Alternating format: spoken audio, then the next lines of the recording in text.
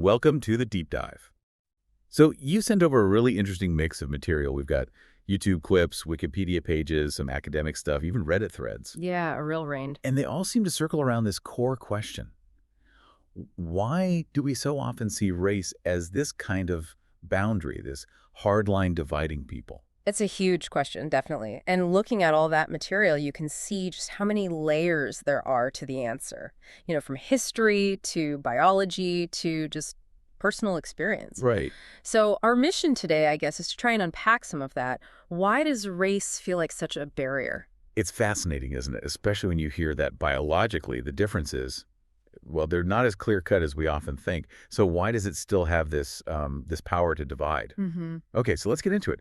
The material you shared suggests this idea of race as a boundary isn't like timeless. It has a specific history. That's absolutely right. Some of the sources really emphasize that our modern understanding of race, it's actually pretty recent. Recent, how so? Well, if you go back far enough, people identified more with their tribe or kingdom, like being Roman or Greek or Egyptian, not primarily by skin color or these broad racial groups we use now. Ah, okay. So it was more about like culture or where you lived, Yeah. shared background. Pretty much. And the shift towards using race, especially skin color, as a main dividing line, Mm. well, some sources link that strongly to Europe after the Renaissance. Right, and this coincided with periods of, exploration, conquest. Exactly. And the need to justify things like colonialism and slavery. Creating categories wasn't just neutral observation. It seems it was tied up with creating hierarchies justifying dominance. So it was constructed in a way to serve a purpose. That's what a lot of the historical perspective suggests. We see mentions of early thinkers, people like Bernier and Linnaeus in the 17th, 18th centuries, starting to classify humans into races. And these weren't just neutral classifications, were they? Not really, no. The sources point out they often bundled physical traits with, frankly, racist ideas about character and intelligence. Europeans were almost always put at the top. Wow. So setting up a system of superiority right from the start. It seems that way. It laid some really problematic groundwork. And it wasn't just the word race. Even ethnic, as one source notes, has a history. It shifted from meaning just a large group or nation to sometimes meaning foreign or other. So these words themselves became tools for drawing lines between us and them. Precisely. And that historical weight, that legacy, it's crucial for understanding why race still functions as a boundary today. It's not just about how people look. Okay, that historical context is powerful. Yep. But what about the biology? Because that's often presented as the bedrock of race, right? It is, but the science presented in the materials is, well, it's much more complex than that. There's this idea of clinal variation. Think of traits changing gradually over geography, like a smooth gradient. Like colors blending in a rainbow. Kind of, yeah, as opposed to, say, really distinct separate clusters. Now, scientists can sometimes find genetic patterns that roughly correlate with where someone's ancestors came from. Wow. But, and this is key, the vast majority of human genetic variation exists within any given population, not between them. So more difference within a supposed race than between different races. In many cases, yes. The differences are more about the frequency of certain genes, not entirely different sets of genes. It's like subtle shifts in the mix, not totally different recipes. Okay.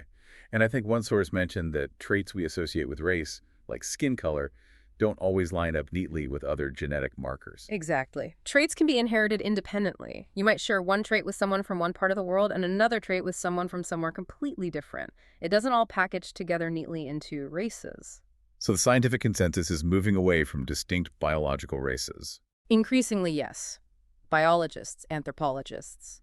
There's growing agreement that these neat racial boxes just don't reflect the biological reality of Homo sapiens. The genetic similarity is overwhelming. Okay, so if the biology isn't this clear-cut boundary marker, why does race still operate like one so strongly in society? One perspective we saw linked it to systemic inequality. Yes, that's a really critical point. The argument is that race becomes a boundary because it's tied to histories of subordination, of racism, and how those effects carry across generations. To give an example. Well, the discussion around reparations came up. If you're trying to address historical wrongs done to Black Americans, for instance, you have to define who counts as Black. Right. And that definition often becomes tied to ancestry and that shared historical experience of systemic oppression. So the category itself gets defined, in part, by that history of being subjected to racism. So the boundary is reinforced by the very real consequences of historical injustice. Precisely. And this history of exclusion, as another source points out, can also lead to the development of unique subcultures within marginalized groups. Think of the Harlem Renaissance, jazz, blues, hip-hop. Things born out of that experience. Right. And these powerful cultural expressions, while arising within those boundaries, can sometimes unintentionally reinforce them as markers of identity. And then there's the psychological aspect too, right? The us versus them. Definitely. Group identity is a powerful psychological force we naturally categorize, and race, often being visible, becomes an easy marker for that us-them dynamic, which inherently creates social boundaries. Which kind of leads us into some really complex territory that came up in the sources, this idea of transracial identity. We saw videos, Reddit discussions, people feeling they align more with a race different from their birth assignment. Yes, that's a very debated area. Some perspectives suggest that for certain individuals, their internal sense of self, their identity, feels more connected to the experiences or culture of a different racial group. Finding belonging, perhaps. Maybe. Or a sense of core identity. And some of the personal accounts, particularly in one Reddit thread discussing black to white identification, well, they were quite raw. How so? People described really negative experiences with racism, internalizing stereotypes, and expressing this deep desire to escape their assigned race. Wow. There was this one story about a bus driver incident, just blatant discrimination based on stereotypes. It shows how painful those racial boundaries can feel, making the idea of crossing them understandable for some.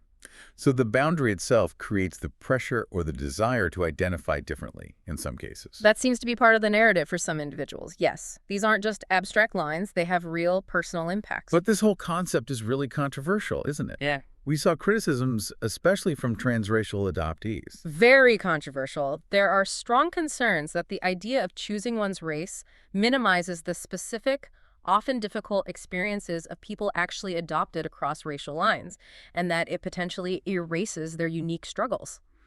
Right. And one analysis pointed out a difference in how society reacts. Transgender identities are gaining more acceptance, but transracial identity often meets, well, a lot more resistance. Yes, there's often skepticism, sometimes outright hostility, concerns about appropriation, about trivializing the ongoing significance of race and racism. And the argument was, why the difference? If the biological basis for race is arguably weaker than for sex. The suggestion is that race is a much more policed category. Because it's been so central to civil rights, to struggles for justice, there's this strong feeling that it's not just individual choice, it's deeply tied to history, to systems. So allowing fluidity there feels like it could undermine those struggles. That's the concern expressed, yes. It's seen as potentially destabilizing for movements built around racial identity and justice. And then you have cases like Martina Big, who use cosmetic procedures. That really brings the questions of authenticity and social acceptance to the forefront, doesn't it? Absolutely. The reactions to her story highlight how deeply ingrained the idea is for many people that race is fixed, something you can't just change.